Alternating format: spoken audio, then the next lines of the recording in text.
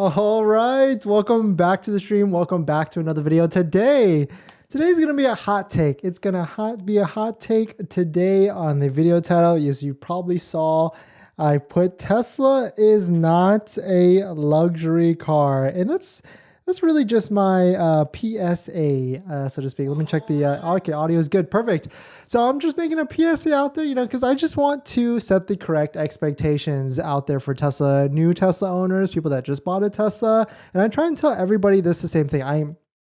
Let's set the record straight first. I am a Tesla fan. I've had 3 Teslas so far, a Model 3, a Model Y, and a Model S. But I have to call it like it is sometimes. Luxury Tesla is luxury car pricing, but I'm not sure that it's a luxury car. So I'm going to talk about it. It's going to be a hot take. Hopefully I don't lose some of you fans out there, people that are, subscribed to the channel. Hopefully I don't lose you. But we got to be transparent, just like how Tesla is with their vehicles. And I want to set the expectations correctly. That's for sure. So, well, let's get into that. Before we get into that, let's just roll that intro real quick.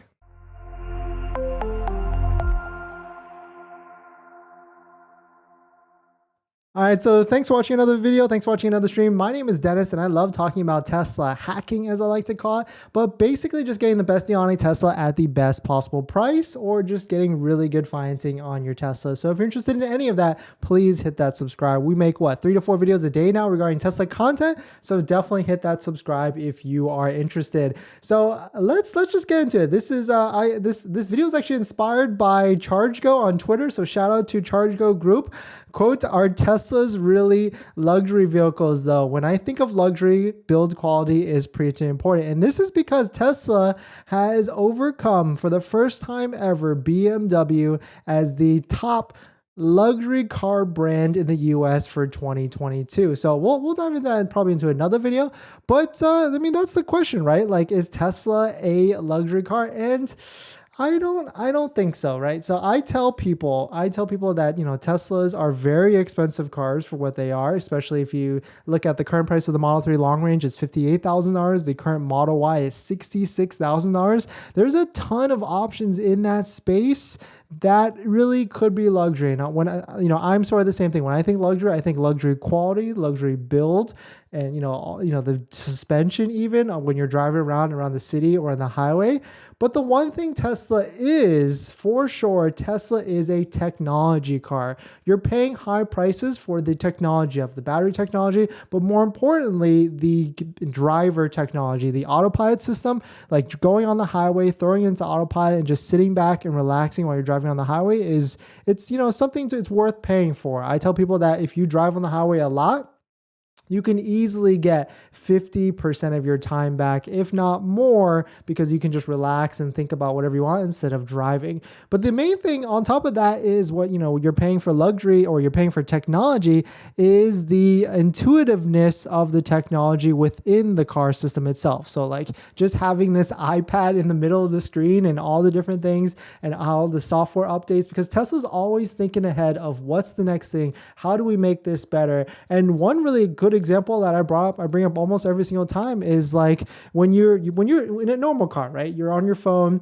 If you're driving with Bluetooth, or when you're in your driveway and you're on a phone call, there's Bluetooth technology, right? And when you walk near your car or even turn on the car might even take over before you even start the car. But Tesla, it will allow it so that the car actually doesn't take over until you actually sit into the seat itself. So they made that update, I think, pretty recently. And that's just something like they think of things, they think what makes even more sense, and then they just roll out an update on top of that. So that's what I tell people. And another thing I say is that, the suspension for Teslas just aren't there yet, especially on the Model Y and the Model 3.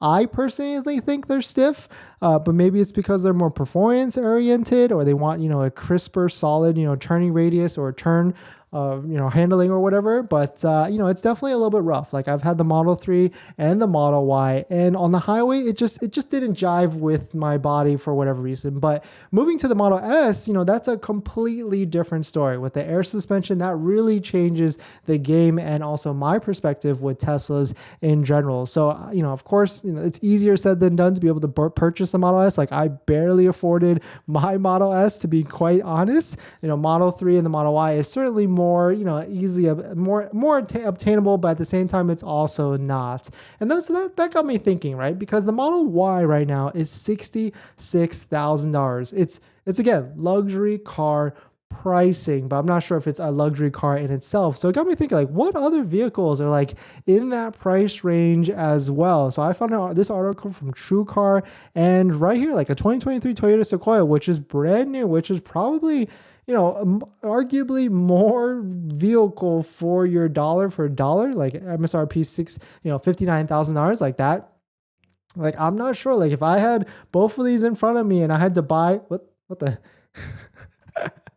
whoops. If I had both of these in front of me, okay, something went wrong here. If I had both of these in front of me and I had to buy one of them, I'm not sure that I could, I would comfortably buy the Model Y instead of a badass Toyota Sequoia. I mean, I think that looks amazing, but I mean, that's just my opinion, right? Infiniti QX60, yeah, nah, I'm not a fan. Jeep Wagoneer, those are cool and spacious and huge, but, also not a fan as well. Cadillac, I don't think I could do a Cadillac, so Tesla is still winning. Tesla, I would choose a Tesla almost over almost all of these on this list. Jeep Grand Cherokee, yeah, not a fan. I mean, those are nice too. There we go. The Tesla Model Y coming in at $67,000.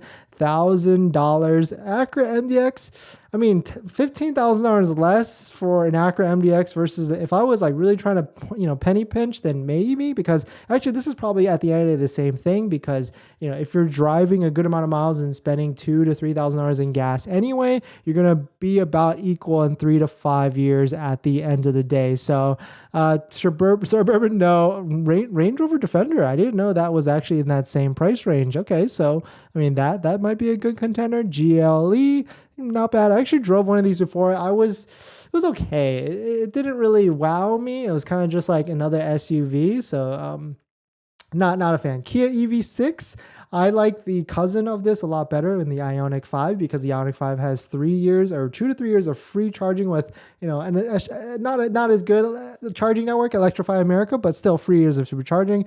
BMW X5, I've had a lot of BMWs in the past, and so I actually, maybe would choose this over a Model Y. Really depends, right? I mean, autopilot at the end of the day is really my saving, what really changes the game for me when I think about buying a car, because it's once you trust the Tesla autopilot system and you understand why it's doing certain things on the highway, then it makes it a much different car at the end of the day. Q5, not a big fan. Genesis, nah, I'm okay on that as well. Land Rover Discovery, maybe. Lincoln Nautis Navigator, no.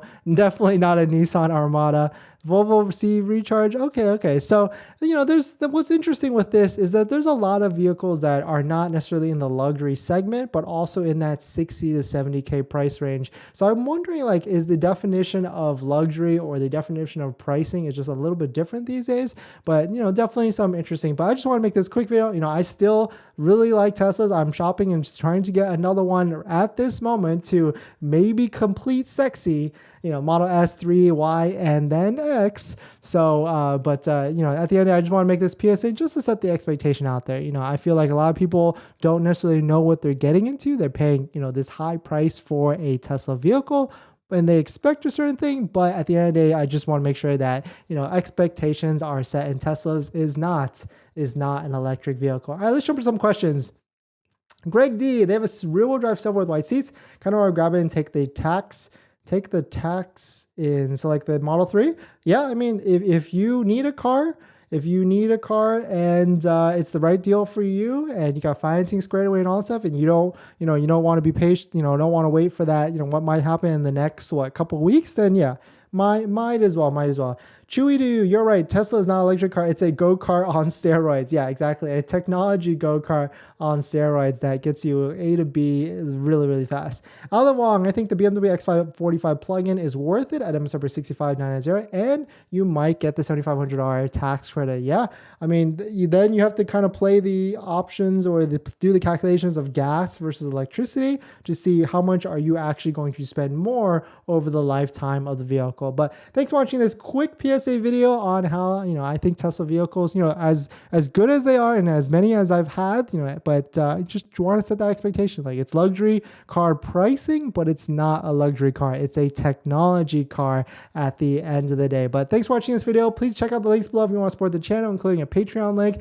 and a link from Tenet. Check out Tenet, and I'll see you guys in the next one. I'll see you guys in 5 minutes, actually. I think I'm going to stream. What am I going to stream about? I'm going to stream about how inventory has really exploded.